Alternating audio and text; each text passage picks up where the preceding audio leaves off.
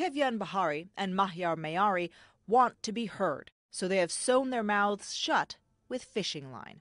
For more than 2 weeks, they, along with 4 other Iranian asylum seekers, have been on a hunger strike after the British government rejected their applications for asylum.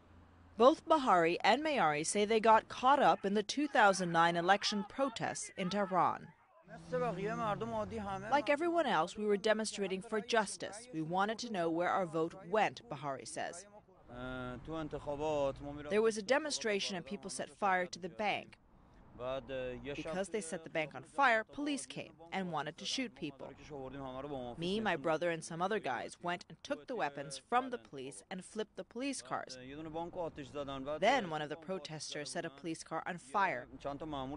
And from that incident, we were identified. Our pictures were taken and we were targeted. We were forced to flee. Bahari shows us the scars that he says he received from a police beating. Meyari says his treatment was worse. They took me to a place that I didn't know. My eyes were closed. They raped me, beat me, and tortured me for a week. I had bruises all over my body. The second time I was arrested, I escaped, he says. I think they would have killed me by now if I was in Iran.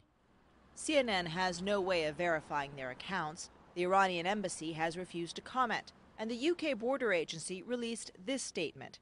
These individuals were given every opportunity to make their representations to us, as well as a right to appeal the decision to the courts. They all had access to free legal advice, as well as a designated UK border agency case owner who considered their case on its individual merits. Meyari is still appealing the decision to deny him asylum, but Bahari has exhausted his legal options and is now waiting for the detention letter that will send him back to Iran. This is my message to the government. Okay, I'm ready. Send me back to Iran. But not the others, and see what happens to me, he says. You don't know what it's like to be tortured. But I know what will happen to me if I go back to Iran. Meyari is more subdued. If I could stay anywhere, the best would be my own country. But I don't have anywhere to stay, he says.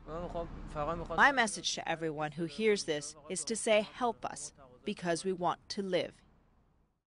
Bahari and Meyari are hoping that by sealing their lips, their actions will speak louder than words. Atika Schubert, CNN, London.